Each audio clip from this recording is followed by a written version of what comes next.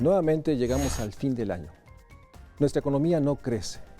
Parece que sigue la trampa, bajo crecimiento y alta desigualdad.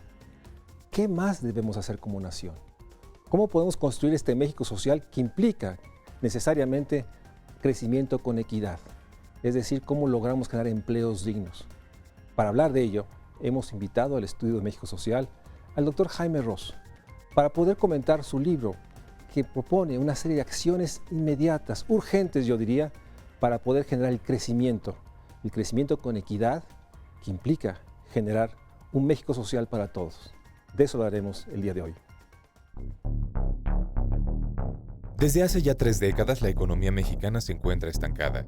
El libro titulado Cómo salir de la trampa de lento crecimiento y alta desigualdad puntualiza que esta ficción de crecimiento económico mantiene al país en un estado de equilibrio de bajo nivel.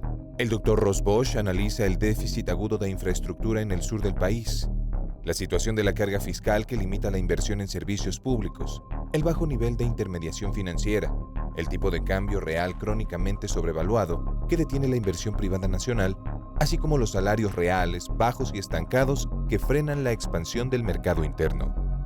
Es importante observar que el estancamiento económico fomenta la desigualdad al expandir la informalidad y mantener bajos los salarios reales.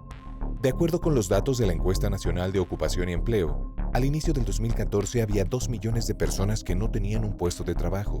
Más del 63% de trabajadores a nivel nacional laboran en condiciones de informalidad contractual, es decir, no tienen prestaciones médicas, vacaciones ni contrato firmado. Estas condiciones están asociadas a la persistente pobreza. De acuerdo a datos del Consejo Nacional de Evaluación de la Política Social, hoy hay mucho más personas en condiciones de pobreza que hace 2 décadas. De acuerdo con los datos del INEGI, el Producto Interno Bruto de nuestro país creció, como promedio sexenal, a un ritmo de 2.3% en las últimas 3 décadas. No obstante, si estas cifras se ven de manera anualizada, lo que se tiene es que el promedio de crecimiento anual del PIB equivale a menos del 2%, cuando los expertos han señalado reiteradamente que para generar los empleos y niveles de bienestar mínimos requeridos para la población, necesitaríamos crecer a ritmos anuales superiores al 5%. Ante esta realidad, es necesaria una reorientación de la estrategia de desarrollo y la necesidad de políticas públicas que promuevan el crecimiento y simultáneamente reduzcan la desigualdad social. Me da nuevamente muchísimo gusto tener en el estudio al doctor Jaime Ross, profesor del posgrado de Economía de la UNAM, que recientemente, en este año, presentó otro libro que es parte de esta gran colección, Los Grandes Problemas de México, que la UNAM y el Colegio de México han construido y que busca eso, reflexionar sobre los grandes problemas. Muchas gracias, Jaime, por estar nuevamente en el Estudio México Social para hablar de este libro, que tiene... placer. Tiene una enorme fuerza, porque inicias con una pregunta: ¿cómo salir de la trampa del lento crecimiento y la alta desigualdad? Creo que es una pregunta que todos los economistas de distintas corrientes o visiones coinciden. El lento crecimiento y la alta desigualdad. Pero si algo me sorprendió de tu libro, es que aquí das un paso hacia adelante. O sea, no solo es determinar las causas, y planteas muy claramente, y ya lo iremos viendo en el programa, las distintas discusiones que ha habido, pero algo que lo hace sumamente, yo diría, importante para leer en este fin del 2015.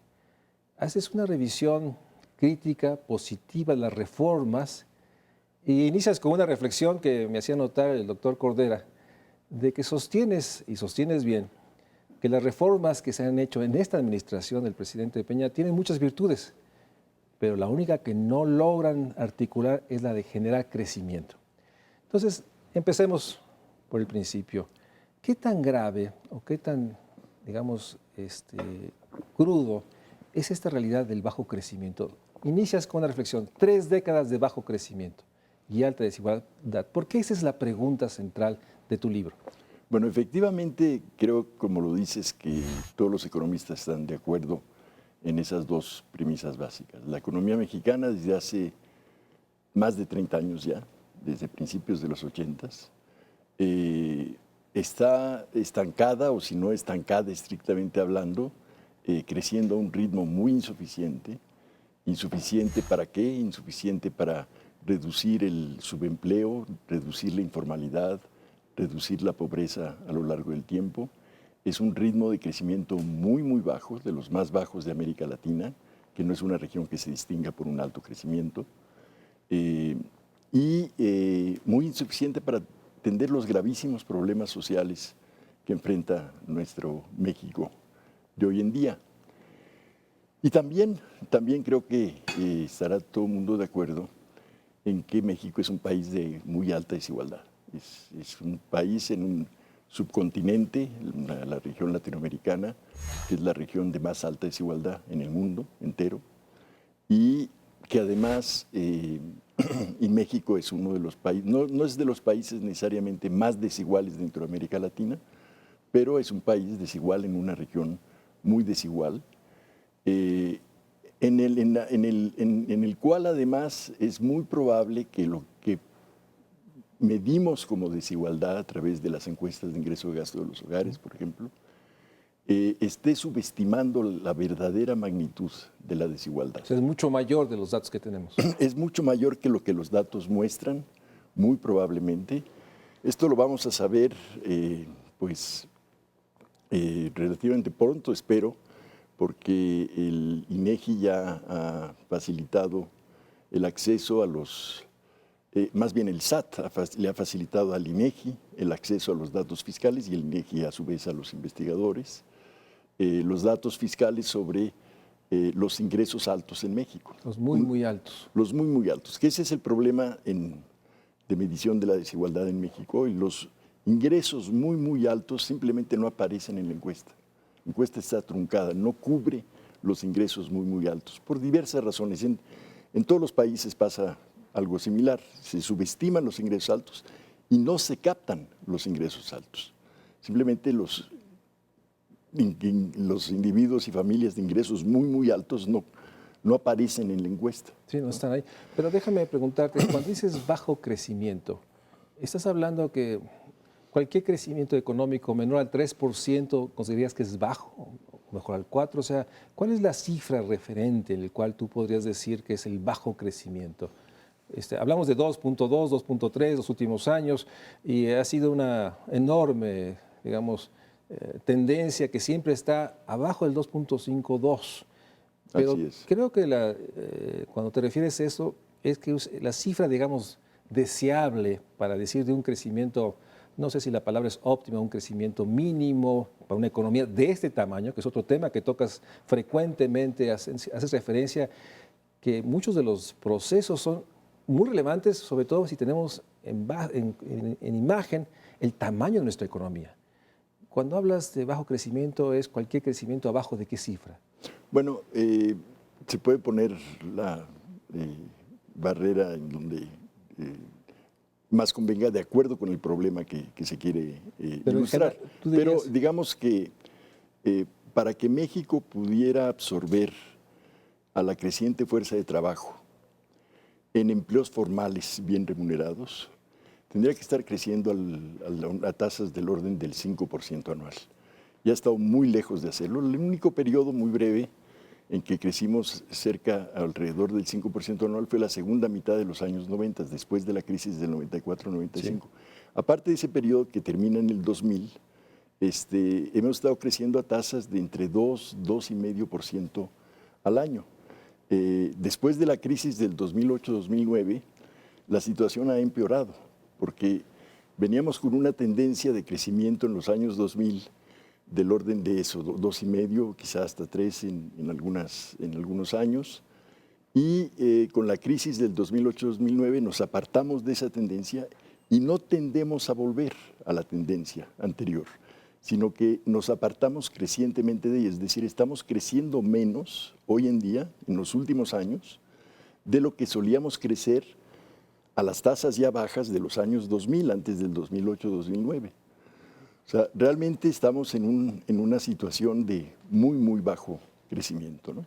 Y por eso te refieres a las reformas recientes, pero platícanos para ir. No, y antes de las reformas también. Se mantenía muy bajo. O sea, las reformas de los 80s a la fecha, todas aquellas que se han hecho, las primeras, en el periodo del presidente Salinas, después del presidente Sí, Cedillo. hay dos grandes olas de reformas, las de principios de los 90, finales de los 80, principios de los 90 y las actuales, ¿no? Del 2013. Y ninguna de las dos ha sido capaz de Ninguna de las sacarnos dos ha sido capaz de sacarnos de esa trayectoria. Ahora, platícanos, ¿cómo estructuraste, o sea, cuáles son los grandes temas que habría que reflexionar en el gran problema nacional? Bueno, déjame decirte, antes de estrictamente entrar en ese tema, que una de las ideas base, claves del libro, es que ese lento crecimiento y la alta desigualdad también, pero sobre todo el lento crecimiento, es una trampa, digamos, que hay una trampa de lento crecimiento, que los determinantes del lento crecimiento, como pueden ser la baja inversión pública, la baja carga fiscal, la baja intermediación financiera, etcétera, etcétera, los determinantes de ese lento crecimiento a su vez interactúan con el lento crecimiento. El lento crecimiento hace más difícil superar las causas del lento crecimiento. ¿Por qué? Porque, por ejemplo, por dar el ejemplo de la carga fiscal. La carga fiscal en México es extremadamente baja. Volveremos, si quieres, en mayor detalle, pero simplemente para ilustrar la idea, la baja carga fiscal es extremadamente baja y esa baja carga fiscal es muy difícil de subirla cuando la economía está creciendo muy poco, porque la base impositiva se reduce con el lento crecimiento. La informalidad crece, los recursos que el gobierno logra captar son mucho menores. ¿A eso te refieres cuando dices la trampa? A eso me refiero con la trampa, que hay una interacción entre las distintas causas del lento crecimiento y el propio lento crecimiento. El lento crecimiento impide, en este caso de la carga fiscal, impide o si no impide, dificulta el elevar la carga fiscal. Pero por otro lado sostienes, y hazme esta reflexión antes de irnos al corte, que es bajo crecimiento, pero alta desigualdad, que es parte de esta trampa. O sea, parece que está correlacionado y se da el proceso de una manera simultánea, permanente. Y esta vinculación de la alta desigualdad, ¿cómo la explicas? Bueno, yo creo que, y ese es el capítulo final del libro, digamos, con lo que se redondea el tema de la trampa, del lento crecimiento y alta desigualdad. Y es que la alta desigualdad interactúa con el lento crecimiento. El lento crecimiento tiende a acentuar la desigualdad y la desigualdad a su vez obstaculiza la recuperación de un crecimiento más rápido. Son varios los factores que intervienen, pero es una trampa de lento crecimiento y alta desigualdad. Déjame ir un corte y regresamos para ir desglosando uno por uno. ¿Cómo no? Quisiera que empezáramos, como empiezas tu libro, con esta reflexión de la infraestructura, pero sobre todo la infraestructura en el sur del país. Y el interesante análisis que haces comparando con el proceso que se vio hace muchas décadas en el sur de Estados Unidos. Vamos a un corte y regresamos para seguir hablando con el doctor Jaime Ross. La realidad que tenemos que iniciar el 2016, que está a pocas semanas, replanteándonos que más que nunca sigue siendo urgente salirnos de este entrampamiento, esta trampa de bajo crecimiento. Y pareciera decir que están muchos factores, pero estos factores o estas reformas no son suficientes y de eso quisiéramos que el doctor Jaime Ross nos vaya desglosando. ¿Qué más se debe haber hecho? ¿Qué más se puede hacer? Porque sin duda no habrá un México social si no hay un crecimiento por lo menos del 5%. Vamos a un corte y regresamos al estudio de México Social. El doctor Jaime Ross argumenta en su libro Grandes Problemas, cómo salir de la trampa de lento crecimiento y alta desigualdad, que la poca inversión pública es un factor que ha frenado el crecimiento económico en los últimos 30 años. En 2013, la inversión pública estaba en 7.7 puntos porcentuales por debajo de su nivel máximo durante el auge petrolero, mientras que el gasto de consumo público se encontraba solo 1.1 punto porcentual por arriba de su nivel de 1980.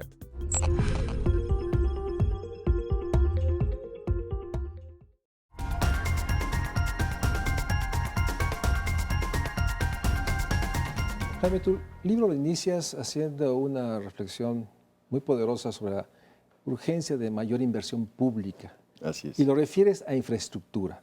Así y de ahí es. te refieres a, digamos, una oportunidad no aprovechada de la enorme realidad de que parece que es histórico esta enorme estrategia que que el sur no cuente con la inversión desde el siglo pasado.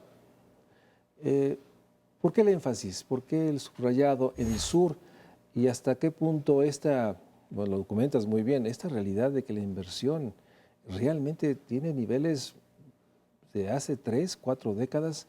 O sea, ¿cómo magnificas esta enorme, digamos, yo diría, pues, caída, colapso de la inversión pública y sobre todo en infraestructura? Así es.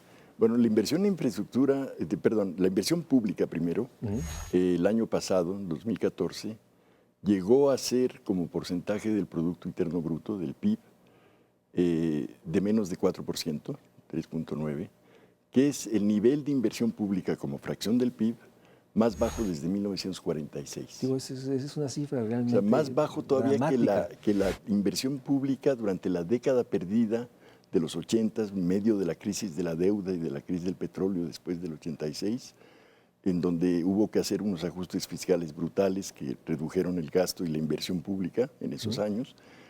Bueno, pues una inversión pública todavía más baja que eso. Y eso se refleja efectivamente en un proceso que lleva ya décadas de subinversión en infraestructura. Esa subinversión en infraestructura nos pone entre los lugares más bajos en inversión en infraestructura en las economías grandes de América Latina.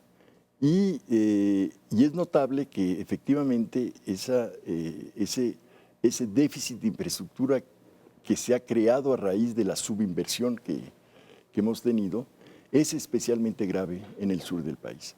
Y no es una casualidad que el sur sea la región más pobre, por un lado, y también la que menos crece en términos de crecimiento económico regional. El sur está, ese sí, estancado, si no es que en contracción en varios años. A diferencia de regiones o estados en el centro norte y el norte que están creciendo a tasas, algunas de ellas bastante altas, bastante por encima de ese promedio del 3, 4, perdón, por encima del promedio del 3 y llegando hasta 4, 5, 6 o 7% anual en algunos casos. A diferencia de eso, el sur está en la pobreza, en el atraso y en el estancamiento. Y creo que estamos efectivamente, como lo decías, desaprovechando una gran oportunidad de precisamente hacer políticas regionales, de desarrollo regional, que simultáneamente nos permitirían aprovechar el potencial productivo del sur y llevarnos como consecuencia de ello a un mayor crecimiento económico y al mismo tiempo reduciendo las desigualdades regionales. O sea, políticas públicas que simultáneamente eleven el crecimiento y reduzcan la desigualdad. En este caso, la desigualdad regional. Sostienes en el libro y lo documentas de que lo que se está viendo además es en lugar de una convergencia, digamos que todas las regiones tendieran a un crecimiento similar, hay una divergencia. Se va retrayendo más el sur de aquellas regiones, me puedo imaginar el Bajío, el norte, la donde están, cada vez mayor la distancia, esta divergencia crece. Así es, así es. Eso es lo que ha pasado desde mediados de los años 80. No antes, por cierto. Antes había el ritmo de crecimiento no era tan distinto entre las regiones. Pero después de mediados de los años 80, el ritmo de crecimiento del sur se rezagó muchísimo con respecto al resto. Ahora, y en lugar de haber convergencia de los ingresos per cápita, hay una divergencia, una distancia, una brecha cada vez mayor. Y explica los niveles de pobreza brutales que tenemos en Oaxaca, Chiapas, de 7 o Guerrero. Casi 8 de cada 10 habitantes de esas regiones viven en pobreza. Y lo ligas, haces por ejemplo un ejemplo muy interesante de cómo Estados Unidos vivió esto en el siglo XIX, principios del XX, sí, y cómo logró esta convergencia. Así es. Déjame saltar esa parte, la marco porque nuevamente recomiendo a todos que leamos este libro, pero hay una parte que a mí me pareció muy útil. Haces una reflexión y un análisis de la propuesta de la actual administración. Y nos dices con datos, que la propuesta de un programa nacional de infraestructura, creo que así le llaman, así es, tiene ciertos elementos que lo hacen insuficiente. ¿Cuáles son estos? Porque por una parte lo ponderas, pero cuando vemos los datos se mantiene lo que nos indicas. Pero ¿qué elementos ponderas positivo de las propuestas que hemos oído, escuchado y ha sido motivo de anuncios en los últimos años? Creo que ciertas orientaciones del Programa Nacional de Infraestructura están bien. Por ejemplo, por fin se pone un énfasis en el sur, en el tema del sur y del sur-sureste, donde supuestamente, está por verse, se llevaría a cabo más inversión en infraestructura como porcentaje del total de lo que se solía invertir en el sur en el pasado. Digo que está por verse porque pues ya empezamos mal, ¿no? Es decir, ya en el 2014 la inversión pública por lo pronto bajó más todavía. Pese a la intención, los datos revelan que no se cumplieron las promesas o compromisos. Exactamente. Y entonces el programa va a tener que recaer más y más en coinversión pública-privada, en programas de asociaciones público-privadas para invertir en infraestructura, cuya efectividad está también por verse. Y el resultado de cualquier caso es que la inversión pública que se presenta en el Programa Nacional de Infraestructura no parece que se vaya a llevar a cabo en las magnitudes que están propuestas, la pública, ¿no? Y por otra parte sostienes y documentas que sigue habiendo este sesgo de que entidades como Guerrero, como el sur-sureste, no siguen recibiendo la magnitud de la inversión deseada, y ya eso es un subrayado que me interesa que comentes. Dices que una salida, dado las restricciones de los tratados, es programas regionales. Exactamente. ¿Por qué se vuelve una salida ante los acuerdos comerciales? Los acuerdos comerciales, por ejemplo, nos impiden introducir subsidios fiscales a la industria exportadora o a la industria que sustituye importaciones. Los subsidios a las exportaciones están prohibidas. En fin, los incentivos fiscales en general están muy acotados, muy restringidos por los acuerdos comerciales. Pero nada impide que una política de desarrollo regional utilice esos instrumentos, incentivos fiscales, subsidios, etcétera, para el desarrollo de una región en particular, ¿no? Son permitidos. Son permitidos, es decir, se puede hacer, no se puede hacer política industrial nacional, ¿no? Pero sí se puede hacer política industrial regional. De hecho, las zonas económicas especiales van en esa dirección. En ese sentido, digamos, también alineadas, nada más, digamos, faltaría que fueran consecuentes en términos de recursos. Exactamente. Pero déjame entrar a esa parte de los recursos.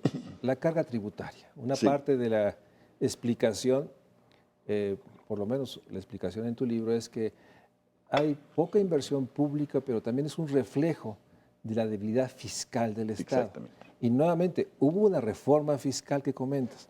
¿De qué tamaño es esta debilidad fiscal, aún con la reforma que se hizo al principio de la administración actual? La reforma fiscal va a incrementar un poco la carga fiscal, pero de todos modos, la carga fiscal mexicana se asemeja a una de esas constantes universales de las leyes de la física. Si uno saca los ingresos petroleros, la carga fiscal desde el año 40 es 10% todo el tiempo, sacando los ingresos petroleros. Sí. Si no fuera por los ingresos petroleros, una carga fiscal de 10%, ahorita quizá con la reforma un poquito más, pero no mucho más de un punto o 2 porcentuales del PIB. Con una carga fiscal de ese tamaño, el Estado no podría realizar más que las funciones básicas del Estado guardián y no de un estado de bienestar moderno.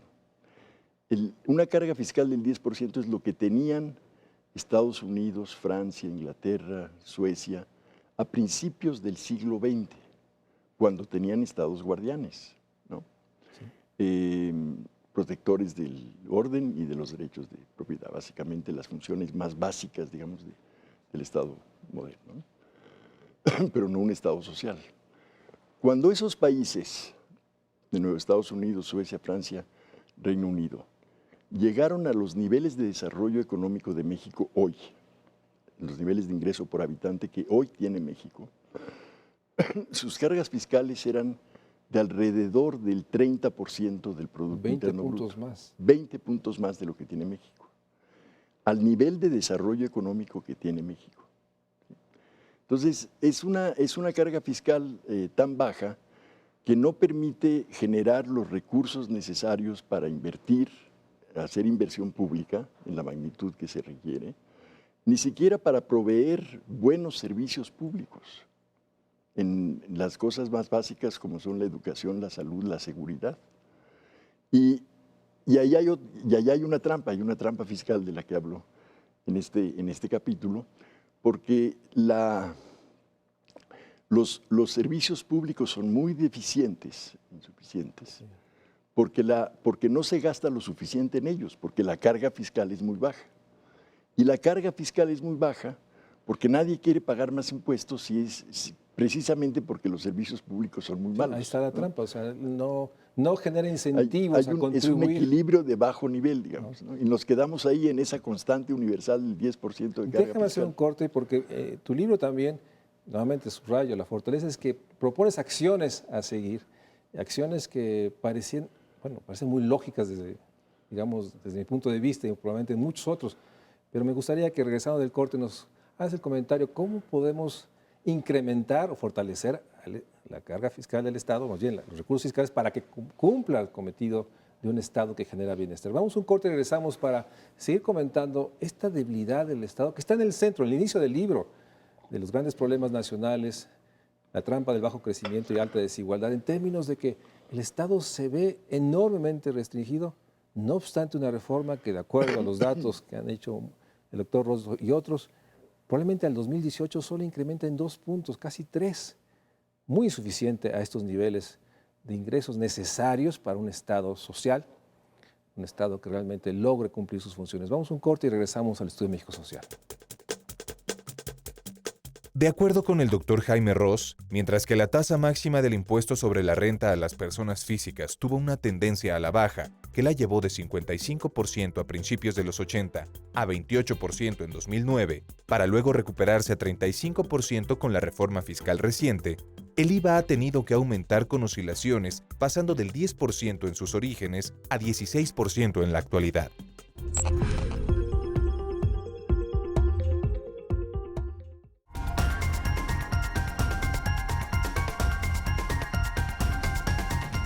Jaime, estábamos en la parte de esta enorme debilidad que no se resolvió con la reforma fiscal.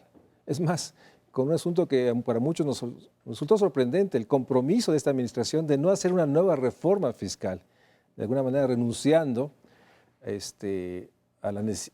hacer acciones, por lo pronto, para recaudar más recursos. Pero tu libro propones una serie de impuestos que pareciera ser que es parte sustantiva en otras naciones y que aquí nuevamente estamos en una situación realmente de que no existen. Lo que llamas tú impuestos a la propiedad. Sí, es parte de un problema más general de la estructura del sistema fiscal mexicano, el tema de los impuestos a la propiedad. Y es que, a diferencia de lo que sucede en sociedades con un estado social avanzado, desarrolladas, el sistema fiscal mexicano, al igual que otros sistemas fiscales en América Latina, no redistribuye ingresos, no redistribuye. La concentración del ingreso antes y después de impuestos y transferencias en efectivo, que en Alemania, Suecia, etcétera, se reduce la concentración del ingreso, pero brutalmente, 25 puntos del coeficiente de Gini de concentración del ingreso. En México no cambia prácticamente nada la distribución del ingreso después de impuestos y transferencias en efectivo.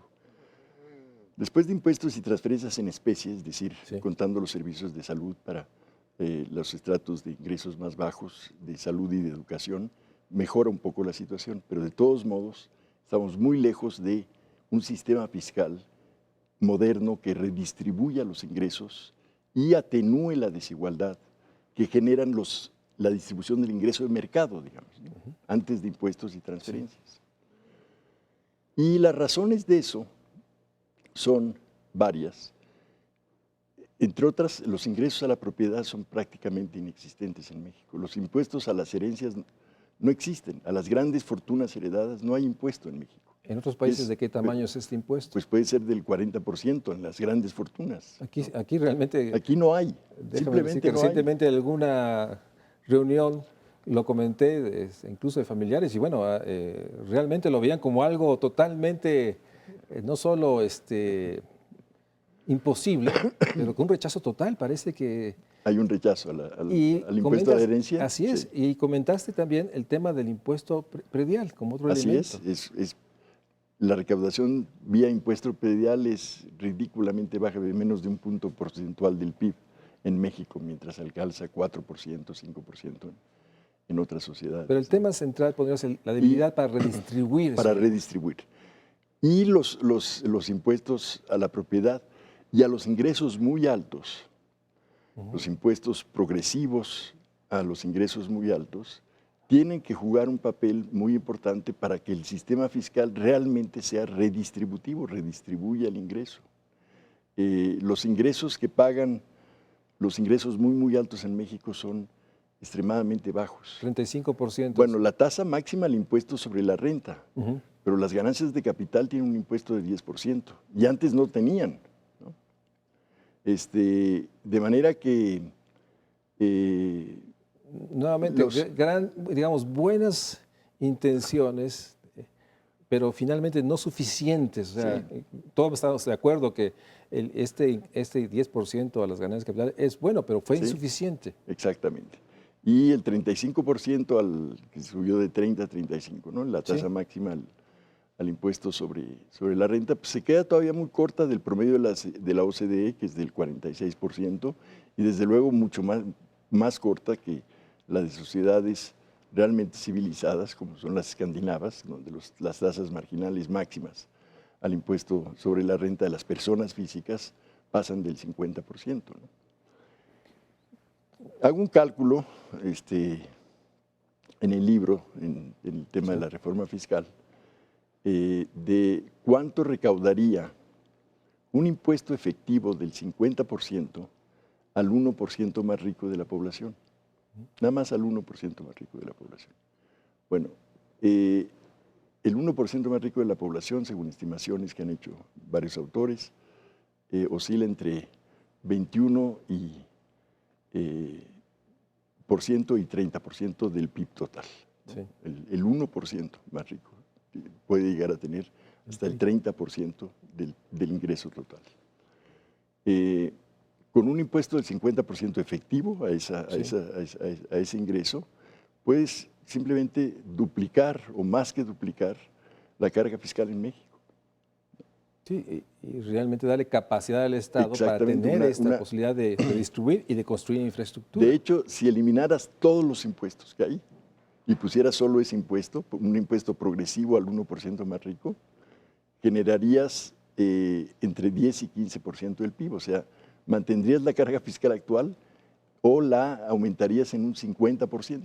En este tema, nuevamente, tú has subrayado sobre la reforma fiscal reciente.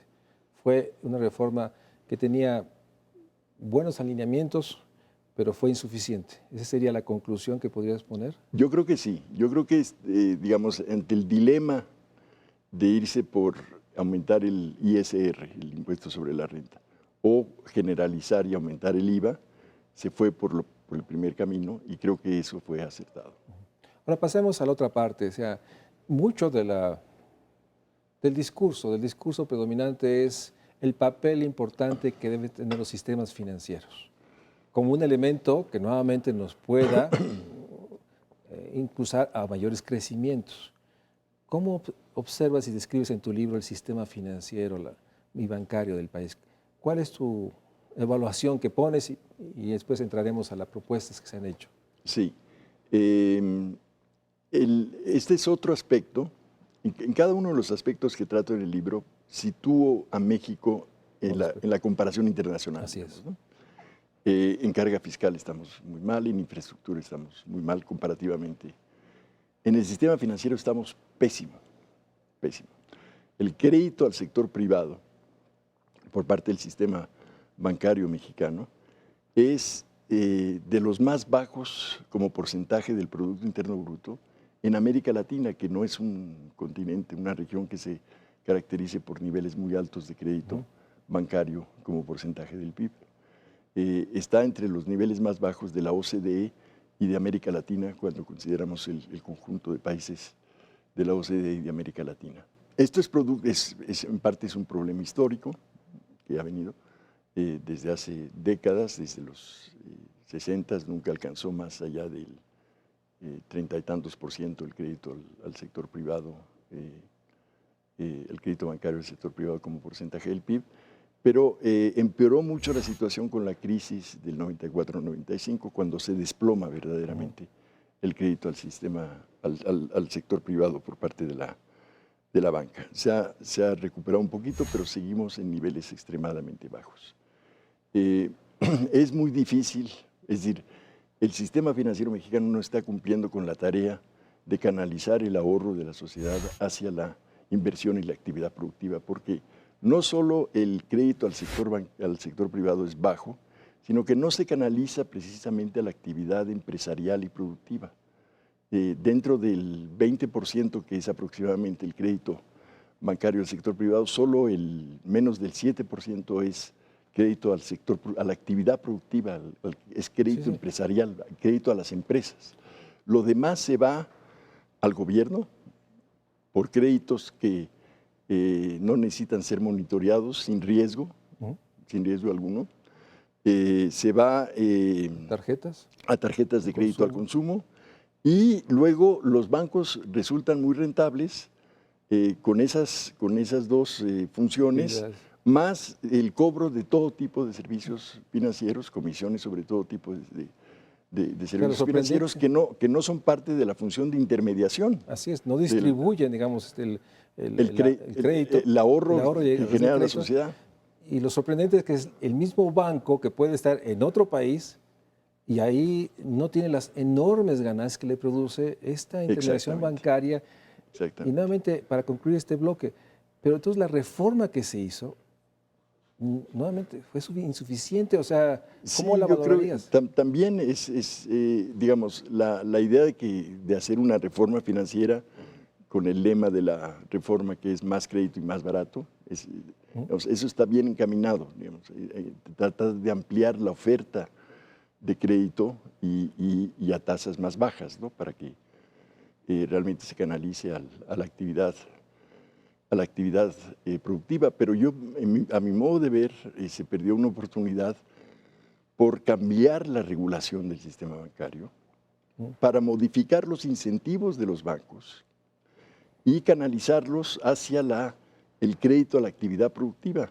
Mientras sean súper rentables como son, generando comisiones que no se regulan sobre servicios financieros, altísimas tasas de interés sobre las tarjetas de crédito al consumo y préstamos al gobierno por créditos que no necesitan ser monitoreados, pues si no cambian los incentivos no va a cambiar esa situación, porque la banca es muy rentable tal y como es, con los incentivos. Incluso es las bancas más rentables en la región latinoamericana. México sigue siendo uno de los países que se pondera como el origen de gran parte de las actividades de los bancos que están aquí. Así es. Déjame ir a un corte y regresamos.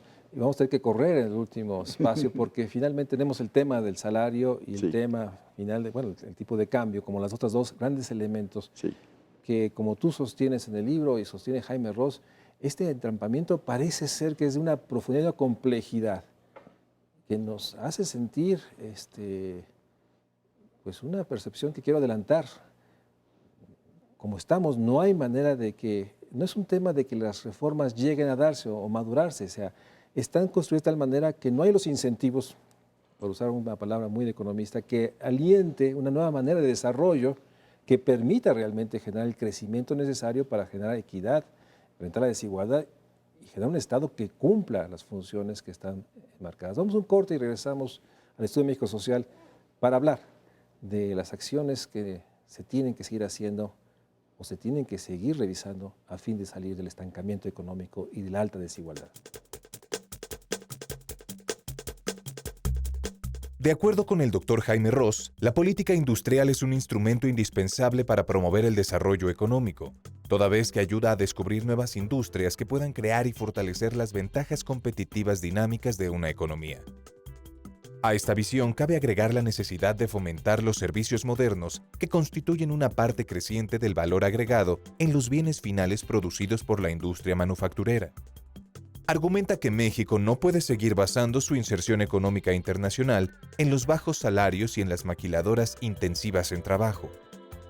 Puntualiza que la transición hacia un nuevo patrón de especialización comercial fundamentado en actividades con una alta intensidad tecnológica y mayor intensidad de capital humano requerirá la reforma o el abandono de políticas existentes. Sugiere que las acciones de política pública deben potencializar el desarrollo de mercados de capital de largo plazo, políticas tecnológicas orientadas a la innovación y al desarrollo de nuevos sectores, inversión en capacitación y adquisición de nuevas capacidades y soporte directo a sectores estratégicos.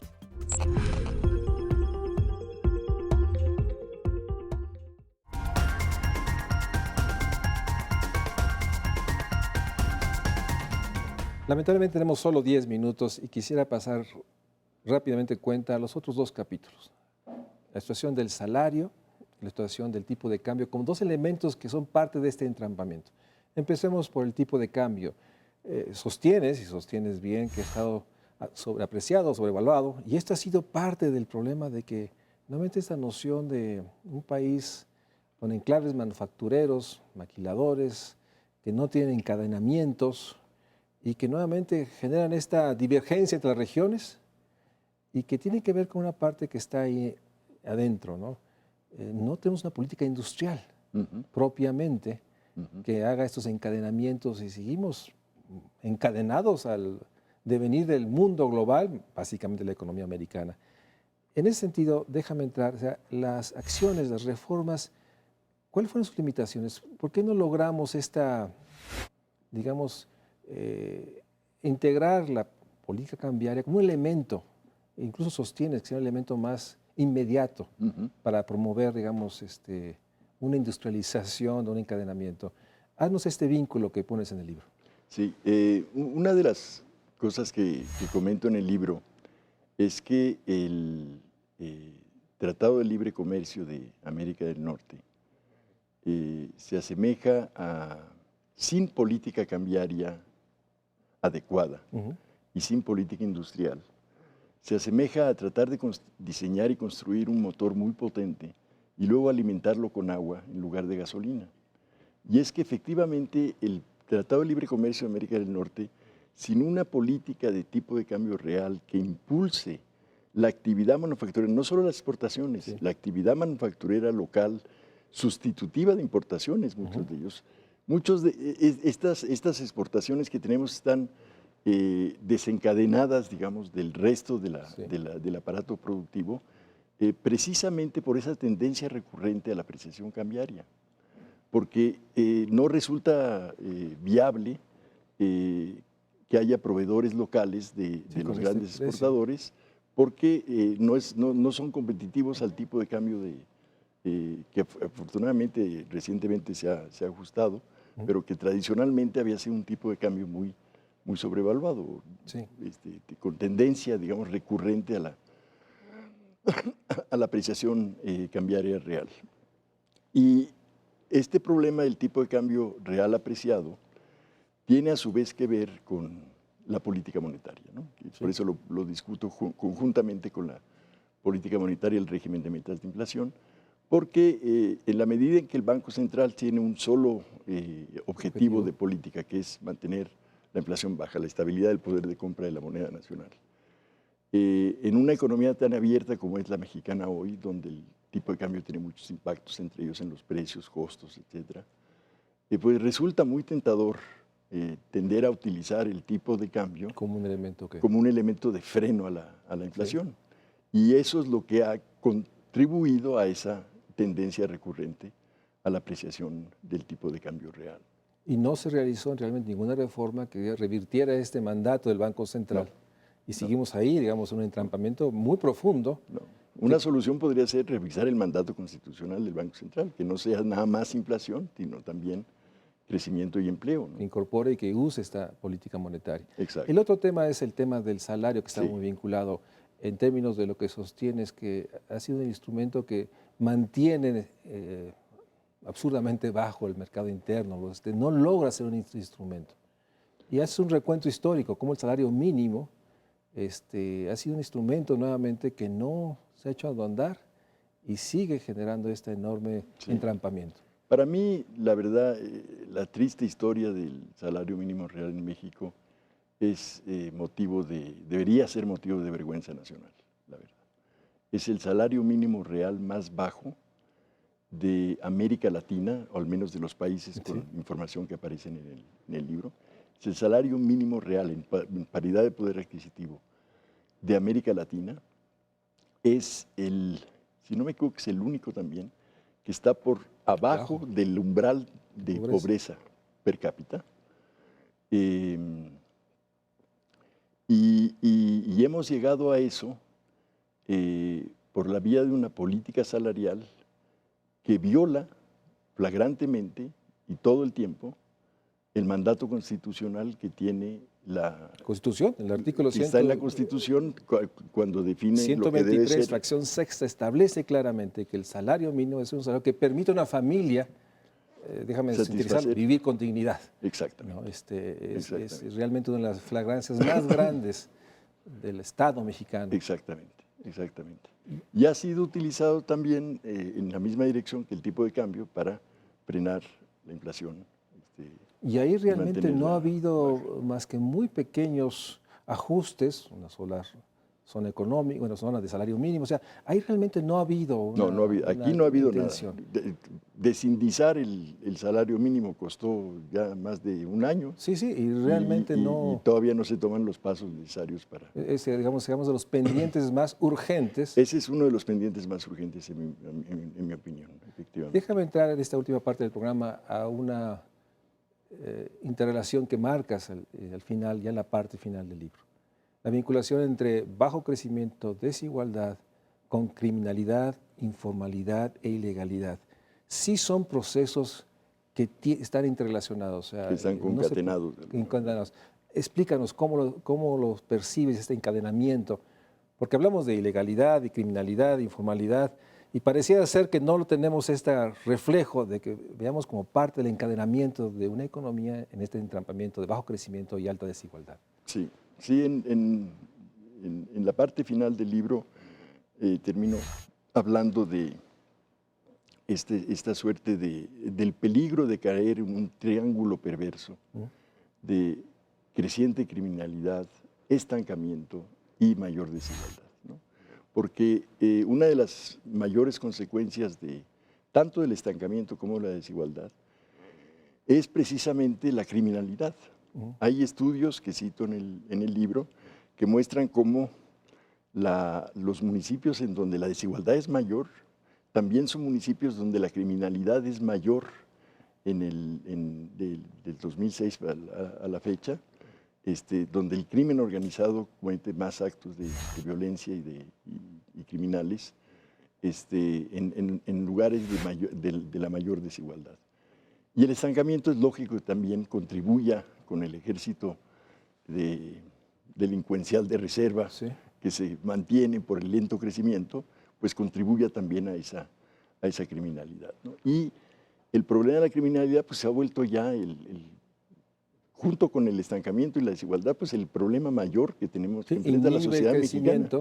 Inhibe el lento crecimiento, el estancamiento contribuye a la criminalidad, la desigualdad también, y a su vez la criminalidad repercute en un lento crecimiento. Y nos pone en una situación realmente, digamos, casi de indefensión, porque no podrá haber respuestas a la criminalidad, la informalidad y todas las ilegalidades si no resolvemos el tema de desigualdad y crecimiento. Así es. Y en ese sentido es la gran conclusión del libro, que hay pasos que se deben hacer con mayor afirmación o mayor intensidad y otros más que deben tomarse si queremos realmente cumplir la promesa de nuestra generación de construir un cimiento que genere crecimiento, y esto implica un Estado capaz de promover mercados equitativos, déjame concluir. O sea, no hay un mercado equitativo sin un Estado capaz de una política industrial, de garantizar no solo la propiedad y la seguridad, sino realmente alinear los factores económicos. Así es. Y ese es el gran valor de este libro. Yo quisiera nuevamente, Jaime, agradecerte enormemente que hayas Muchas estado, gracias a ti, María Luisa. presentar ante ustedes un libro que hay que leer no solo porque es actual, sino porque permite hacer una reflexión de las causas estructurales que nos llevan a este entrampamiento, a esta vinculación compleja, pero por otra parte, que con la pluma de Jaime Ross puede uno fácilmente, rápidamente, comprender y entender la enorme urgencia de profundizar las reformas, pero profundizarlas en términos de hacer muchos elementos que están ahí, pero no fueron suficientemente puestos en la intensidad para construir más Estado, para construir más mercado.